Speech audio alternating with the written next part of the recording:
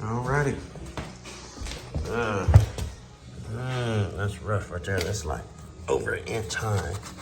This vinyl plank, that's like a tile. It's either tile. Yeah, it is tile. I can see it now. It's that old blue tile. That is right there. So it's on the, you can see what's going on there. On that concrete board and then the old blue tile. So this is super high. And that's probably why nobody ever put a transition here. So, I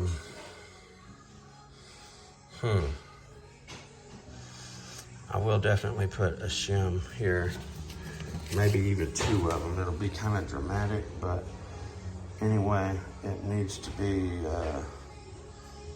higher up. So I'm not going to get too crazy here because you just have to know how to deal with each individual client.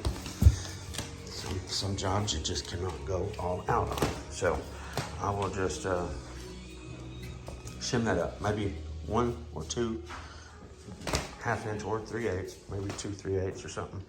Anyway, this is it. A couple little bedrooms here today. We're going to be working again. We got the wrong kind for that, but that's what it is. So we're going to be doing. I put my tack strip here close enough where I can just kind of tuck that under the T there. This is actually the 1-inch Roberts tack strip, and it's actually nice and close. So we didn't remove and replace that. We're going to leave that. It's a good, I don't know that it's Roberts, but it's a true 1-inch tack strip, and it's nice and close. So with that being said, we're going to leave that. There was some of it damaged that we had to replace right here. This right here is a closet door or trap door that goes under for plumbing, cable, etc., etc. So we're going to just loose lay the closet in there with a pad. Will stop somewhere right in here, and then we'll just let that fold over in there. I might, I'll trim and tuck it and such, but it's not going to be like permanently in there. That way they can have access to that. But no pad, just trim and tuck in there. The rest of this little room, this is what we got today. So I'm going to get this measured up, go to the store, and get some carpet and pad. We just did the demo, so we've already got all the take-up done, cleaned up, and ready to go. Let's go get some goods. Dinkly, dinkly, doobity-doo. We are ready to put some carpet in too.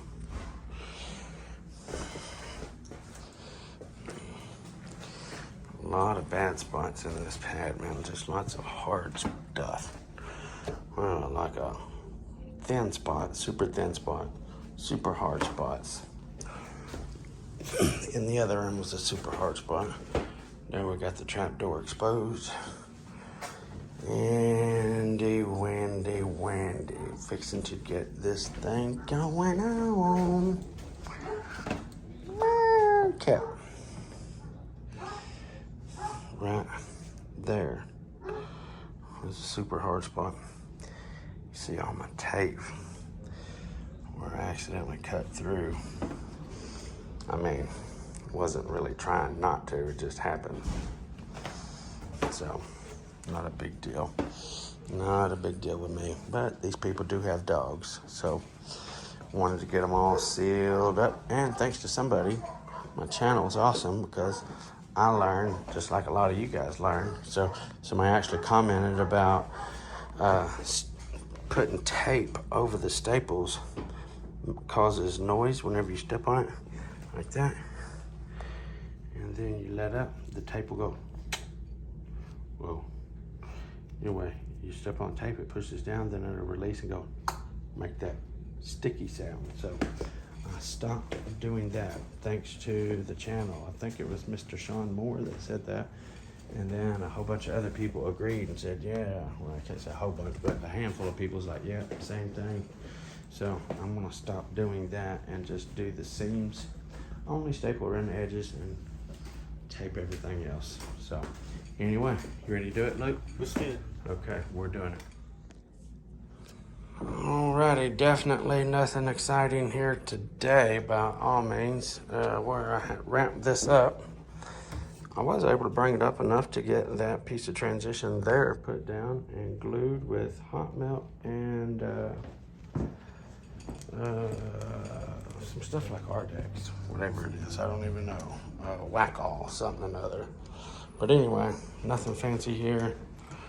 Just a couple bedrooms. There's a seam in the closet there, and yes, there is a seam right here. I don't know why the man does that stuff, but both these rooms should have been turned the other way.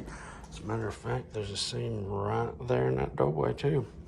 That's all we got carpet for. This room right here should have been run this direction, and that other room should have been run this direction as well. Had we done that, we would not have had any fills. There would have been a 6-inch or a foot fill over here. I always like to get away from the wall a little bit, so there probably would have been a foot fill over here.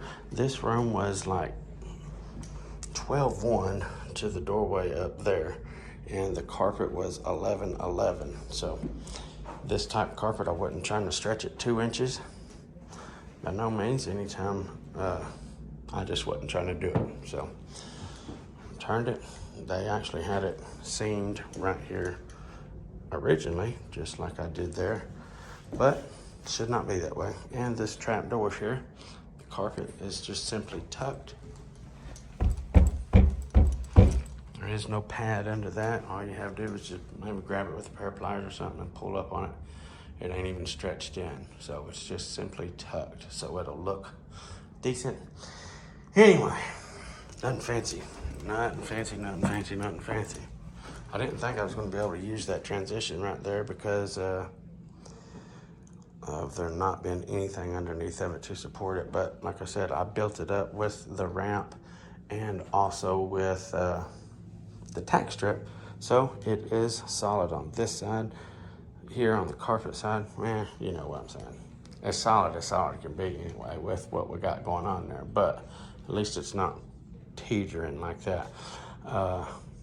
Anyway, there was tile in there, so there was no way even to nail flat metal there. That's basically the only option that we had right there, besides some ollie transition. Wasn't driving all the way to my house to get that. Not for this job. Anyway, thank you guys for tuning in to the daily grind. Until, Thank you guys for tuning in to the daily grind. Until tomorrow, FBSB's out.